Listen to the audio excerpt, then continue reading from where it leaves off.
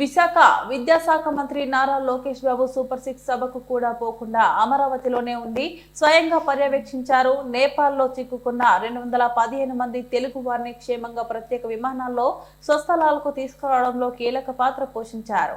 అరచేతిలో ప్రాణాలు పెట్టుకుని నేపాల్లో జరుగుతున్న హింసాకాండలో నలిగిపోతున్న సమయంలో వారిని కాపాడేందుకు ఆయన చూపిన చొరవ ప్రజలందరికీ గుర్తుండిపోతుంది. రాష్ట్ర ప్రజలందరి తరఫున నారా లోకేష్ బాబుకు అభినందనలు. తెలుగు వాళ్ళు ఆంధ్ర వాళ్ళని స్పెషల్ ఫ్లైట్ లో తెప్పించి ఈరోజు తిరుపతికి కూడా 15 మంది వచ్చినారు. ఒక ఫ్లైట్ లో విజయవాడకు వచ్చారు. 215 మందిని సేఫ్ గా తిరిగి వాళ్ళ గడ్డ మీదకి వచ్చేటట్టుగా చేసిన యువ నాయకుడు లోకేష్ బాబుని అందరం మనం అభినందించాల్సిన అవసరం ఉంది. చాలా మంది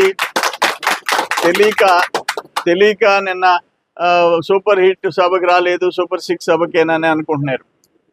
కానీ అంతకంటే 215 మంది అరచేతిలో ప్రాణాలు పెట్టుకొని నేపాల్లో జరిగే హింసాకాండలో నలిగిపోతుంటే వాళ్ళని తీసుకొని వచ్చి సేఫ్గా ఈరోజు ఆంధ్రప్రదేశ్కి తీసుకురావటం నిజంగా మనస్ఫూర్తిగా రాష్ట్రం తరఫున రాష్ట్ర ప్రజల తరఫున కూడా లోకేష్ బాబుకి అభినందనలు తెలియజేస్తున్నాం.